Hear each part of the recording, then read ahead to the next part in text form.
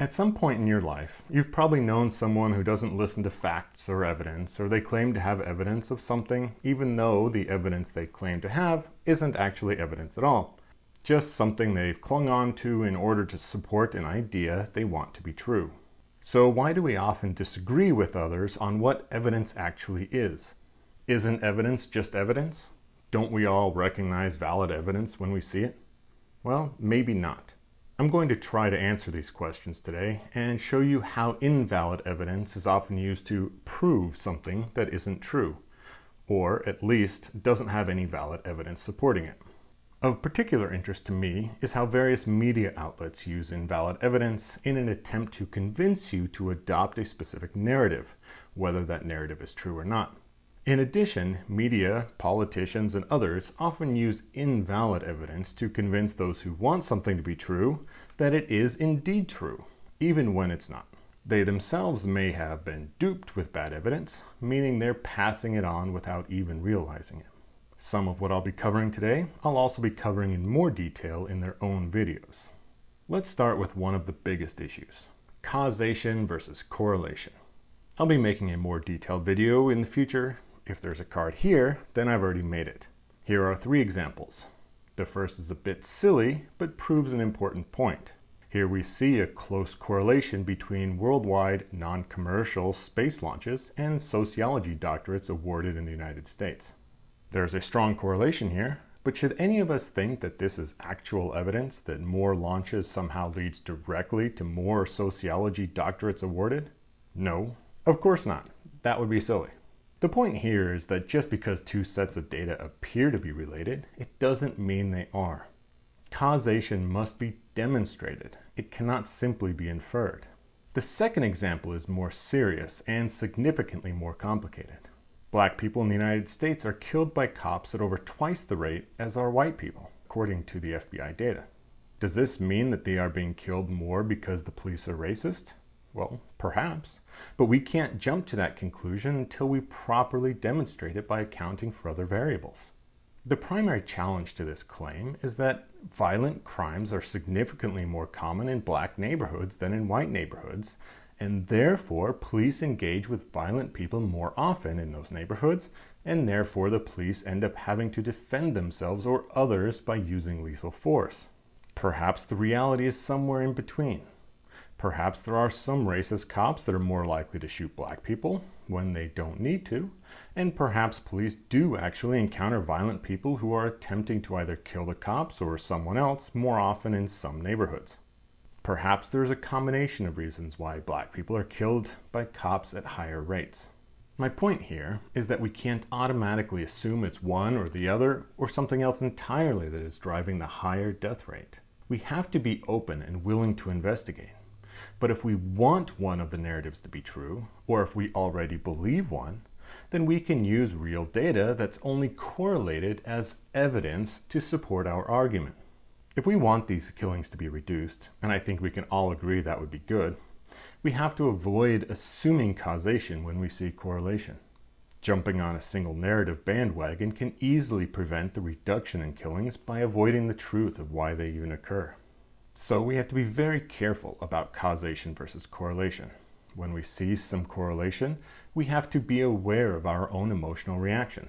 If we feel our emotions welling up in support of assuming causation, we have to learn to suppress it and look at the data impartially. It's only when we learn to do this that we'll be able to properly and efficiently solve the actual problems instead of simply fighting about what's causing them. The third example is this. Let's say Jane is sick. She has been diagnosed with pancreatic cancer. Her church then prays for her every day for weeks. When Jane returns to the doctor, they find that she doesn't have cancer. She and her church friends then claim that it was their prayers that healed her. Is this a valid conclusion? Was the lack of cancer caused by the prayers, or were the prayers and lack of cancer simply correlated? A coincidence? It's tough to say. There are many possible reasons why Jane no longer has cancer. One is spontaneous remission, which is well documented.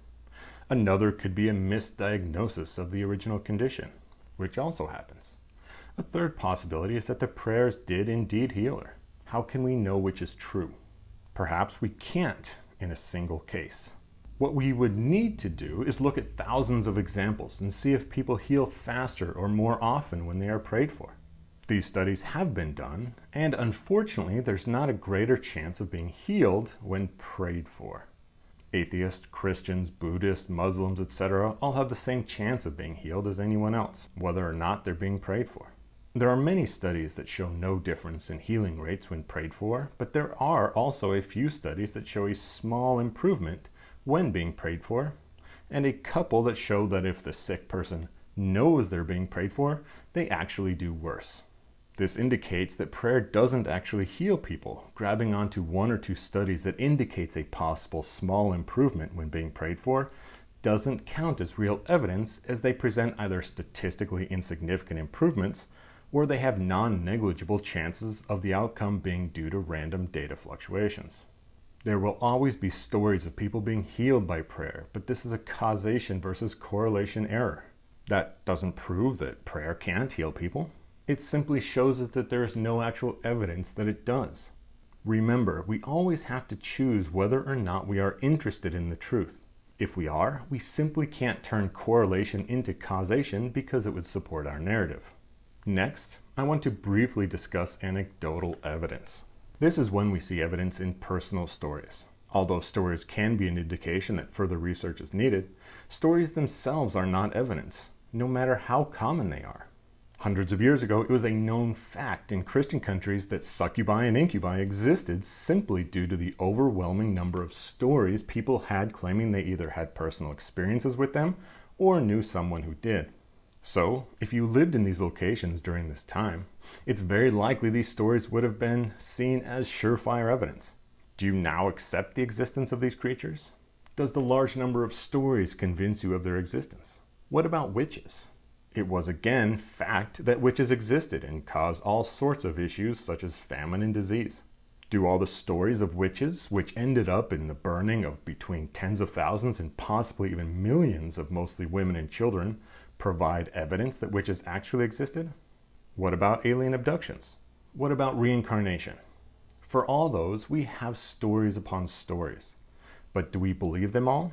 Most likely, if you believe one, you probably don't believe them all. But why not? Why do some stories count as evidence and some don't? More widely accepted stories in modern times include reincarnation and alien abductions. Hypnosis is often pointed to as evidence that the people are telling the truth, as they often, when under hypnosis, talk about memories of when they were abducted or of past lives. Unfortunately, when hypnotized, people are incredibly suggestible and have a desire to please the hypnotist. This leads to many studies showing how incredibly easy it is to implant memories into hypnotized patients, and how patients will often create memories when responding to even very simple prompts from the hypnotist, even prompts the hypnotist is unaware of providing. For reincarnation specifically, as I did a video responding to an article on reincarnation, which you can find here, hypnosis is often used as evidence, but unfortunately, hypnosis can easily manufacture fake evidence. In addition, there are many who claim that there are scars on children in the same location on the body where the child's previous body was damaged during death. The issue here is that in many cultures, where most of the reincarnation claims come from, once a birthmark is seen, a search commences to find someone who died recently in a manner that correlates to the location of the birthmark. This is simply searching for a connection. Once the connection is made, the child grows up around people talking about his or her previous life, injecting beliefs and even memories from a very young age. Then researchers put the child under hypnosis to confirm these memories. For those who don't believe in reincarnation, this evidence is insufficient at best, deceptive at worst. For those who believe in reincarnation, the evidence is sufficient and proves reincarnation exists. For those who believe, the question must be asked: do you also believe in all the alien abduction stories? Do you believe in all the stories about angels and demons that people also recount under hypnosis, even though it has been well documented that false memories are often created under hypnosis? If you don't, then what is it about the evidence for all the things you reject that causes you to reject them? Why are those reasons not applicable to reincarnation itself? If the truth is important, we must apply the same level of rigor to all claims, not just those we don't currently believe in. For those claims you reject, have you read all possible books and publications on the subject?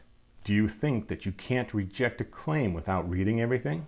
Have you read every single study and book on alien abductions, let's say? We are all fairly adept at finding the flaws in evidence for claims we don't believe in.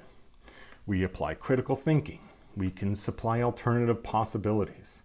We notice causation versus correlation problems. We notice logical fallacies. But when it comes to evidence for things we do believe in, we tend to skip the critical thinking. We skip or flat reject alternative possibilities. We assume correlation must actually be causation. We don't notice or we ignore logical fallacies. This is common and human nature. We can't overcome these problems unless we first become aware of and acknowledge them in ourselves. If truth is truly important, we must be aware of our own biases and our own flaws, not just the biases and flaws in others. Next, let's take a quick look at relative versus absolute numbers. A current example has to do with COVID. When media coverage wants to make things look as bad as possible, which is unfortunately very common in media as fear gets clicks, at least here in the United States, they often use absolute numbers such as 500,000 people have died. When they want to make things look not quite so bad, they use relative numbers such as death rates, showing that the United States isn't really any worse than many other Western countries. Why is our absolute number so large compared to most other countries? Well, we have a lot more people than most other countries. As long as the death rates are similar, we will have a larger absolute number of deaths. If a statistic is given, it usually requires both the absolute and relative numbers to give the full story. If someone provides only one or the other, it's important to ask what the other number is. Many times, the number that looks better for the narrative being told is the number that will be given, but it could be very deceptive.